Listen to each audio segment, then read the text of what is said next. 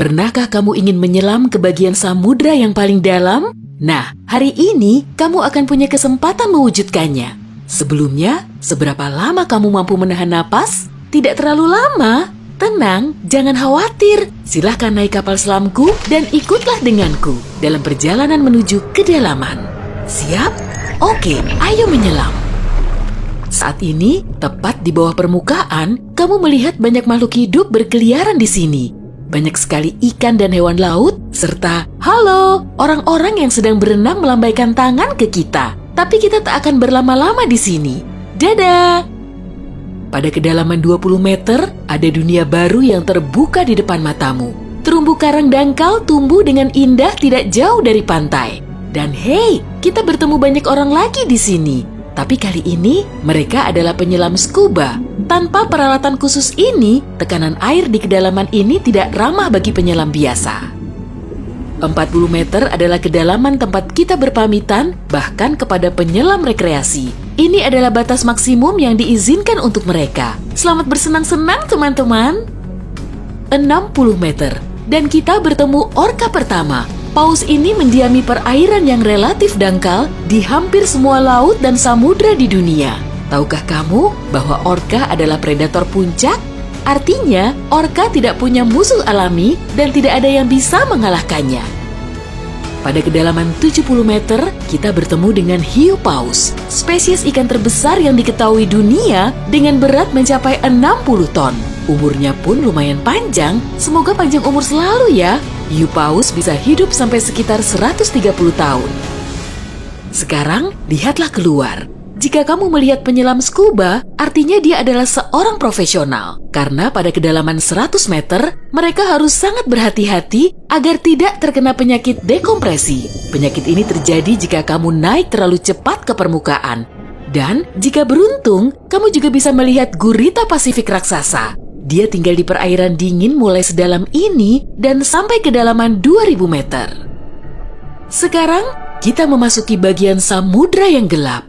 Pada kedalaman 150 meter, hanya 1% cahaya dari permukaan yang sampai ke sini. Sisanya diserap oleh air. Segala sesuatu yang lebih dalam dari sini akan menjadi semakin gelap. Hei, lihat! Pada kedalaman 200 meter, ada oarfish raksasa yang mengitari kapal selam kita. Makhluk ini diyakini sebagai penyebab dari semua penampakan ular laut. Dan banyak yang salah kaprah. Terkadang, mereka berenang ke permukaan dan menakuti para pelaut dan perenang. Tidak heran, panjang ikan ini bisa sampai 11 meter. Pastinya cukup untuk membuat bulu kuduku berdiri. Oke, sekarang kita berada di kedalaman 300 meter. Dan sebentar, makhluk besar apa yang ada di luar sana itu? Oh, aku tahu. Itu kepiting laba-laba Jepang. Kamu bingung kenapa laba-laba? Tuh, lihat saja kaki mereka. Dan jawabannya akan datang kepadamu tanpa butuh petunjuk lain. Omong-omong, kaki-kaki ini juga yang mendominasi ukuran makhluk ini. Tubuh kepiting seperti ini biasanya hanya selebar setengah meter. Mari masuk lebih dalam. Dan di kedalaman 500 meter, kamu akan melihat paus biru terakhir. Tidak, bukan paus biru terakhir di dunia. Maksudku, ini adalah jarak terdalam yang bisa mereka tempuh. Paus biru tidak benar-benar perlu menyelam sampai sedalam ini untuk mencari makanan yang sudah berlimpah di perairan dangkal. Tapi mereka masih mampu. Sepertinya mereka hanya ingin memamerkan kehebatan. Mau bagaimanapun, mereka adalah makhluk terbesar dalam sejarah bumi, baik di samudra maupun di darat. Shh, kamu mendengar ini? Ini adalah suara yang dibuat paus sirip untuk berkomunikasi dengan teman-temannya dari jarak berkilo-kilometer. Mereka bisa melakukan ini berkat saluran SOFAR atau saluran laut dalam yang umumnya dimulai dari 600 meter, tapi kedalamannya dapat bervariasi. Ini adalah lapisan air yang kecepatan suaranya paling rendah dan gelombang suara dapat bergerak ribuan kilometer sebelum menghilang. Pada kedalaman 830 meter, kita telah mencapai titik tempat Burj Khalifa, gedung tertinggi di dunia. Tidak akan mungkin menunjukkan ujungnya ke permukaan jika diletakkan di bawah air. Hei, ayo kita coba. Sekarang kita memasuki bagian samudra yang sangat menarik. Di sini tidak ada sinar matahari dan banyak makhluk aneh berkeliaran. Salah satunya adalah cumi-cumi raksasa. Ya, yang luar biasa besar itu. Dia mendiami kedalaman 900 meter. Bayangkan makhluk dengan mata sebesar frisbee. Paus sperma memburu monster ini, tapi mereka dijamin mampu melawan balik. Melihat mereka bertemu adalah pemandangan yang menegangkan. Dan disinilah kegelapan pekat akhirnya menyelimuti kita. Zona tengah malam. Tekanan di sini sangat besar, sehingga jika kamu entah bagaimana bisa sampai ke sini tanpa kapal selam, kamu akan hancur dalam beberapa detik. Dan lebih malangnya lagi, tanpa melihat apapun, pasti tidak mau kan? Kembali ke topik. Di kedalaman 1100 meter terdapat Mata Barat, salah satu gunung berapi samudra terdalam di dunia. Letusan terakhirnya terjadi pada tahun 2009 dan bahkan direkam oleh kendaraan yang dioperasikan dari jarak jauh. Di kedalaman 1280 meter, kita melihat hiu putih besar yang ganas. Predator ulung ini adalah jagoan di kedalaman ini. Penglihatan mereka agak buruk dan mereka bergerak menggunakan indera penciuman. Jadi, mereka sama sekali tidak membutuhkan sinar matahari untuk memburu mangsa. Aku tidak melihatmu, tapi tetap akan memakanmu. Selain itu, penyu belimbing, penyu terbesar di dunia, menyelam di kedalaman yang sama. Apa mereka sengaja menyelam sampai sini untuk bermain dengan hiu putih besar? Wah, lihat jala-jala besar itu. Kita sekarang berada di kedalaman 1500 meter, tempat metode penangkapan ikan bernama menangkap semua digunakan. Jala di sini akan diseret di sepanjang dasar samudra, menangkap apa saja yang kurang beruntung di sana. Mengenai seberapa merugikannya metode ini bagi kehidupan samudra, biar kamu sendiri yang menilai. Pada kedalaman 1830 meter, jika berada di Grand Canyon, kita akan duduk di titik terendah dan terdalamnya. Bayangkan semua curug di sana terisi penuh oleh air, maka seperti itulah pemandangan di sini. Nah, jika kita benar-benar berhati-hati, pada kedalaman 2000 meter, kita akan melihat ikan naga hitam. Makhluk yang bagaikan muncul dari mimpi buruk ini tinggal di bagian samudra yang dalam dan gelap. Dan percayalah padaku, lebih baik dia tetap di sana. Bentuknya mirip makhluk dari film horor dan aku lebih suka jika kita tidak berpapasan dengannya di permukaan. Pada kedalaman 2250 meter, kita harus berpamitan dengan paus sperma. Ini adalah titik terdalam yang bisa mereka selami. Dan mereka memang tidak punya urusan untuk menyelam lebih dalam lagi.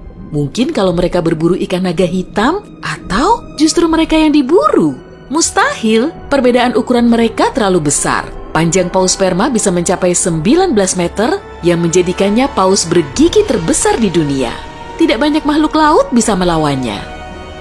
Semoga kapal selam kita punya lampu sorot yang kuat ya, karena tanpanya kita tidak akan bisa melihat keindahan terumbu karang samudra dalam yang super indah di kedalaman 3000 meter.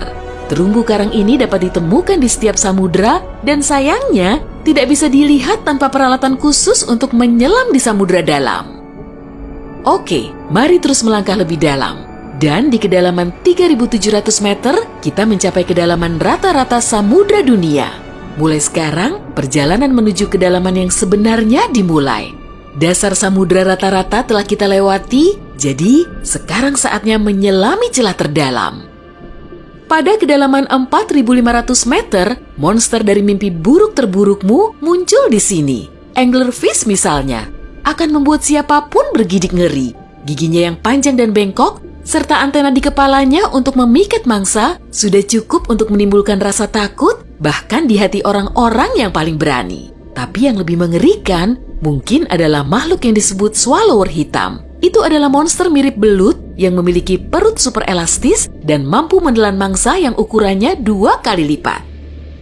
Lihatlah ke bawah, dan kamu akan melihat bangkai kapal terdalam yang pernah ditemukan.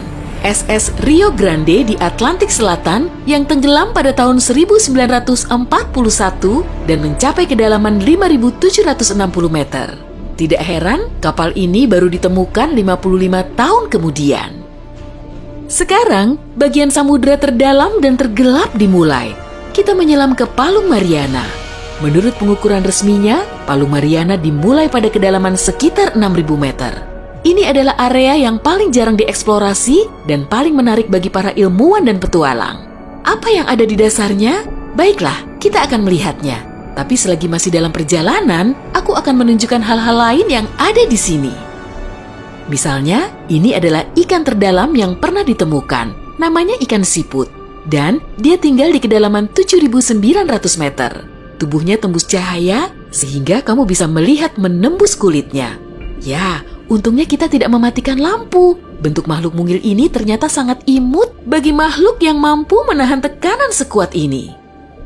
Makin rendah dan dalam, kamu tidak akan melihat jenis ikan atau hewan vertebrata apapun di sini. Tekanannya terlalu besar untuk makhluk-makhluk tadi. Tapi ada udang dan invertebrata lainnya. Belum lagi mikrob yang dapat hidup bahkan di bagian terdalam samudra.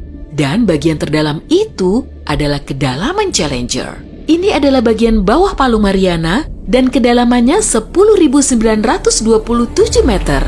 Ya, kita telah sampai di bagian paling bawah bumi. Tak banyak orang yang pernah ke sini dan tak banyak juga yang diketahui tentangnya. Tapi para ilmuwan tidak akan berhenti dan ada harapan kita akan segera menemukan rahasia apa yang berada di kedalaman samudra.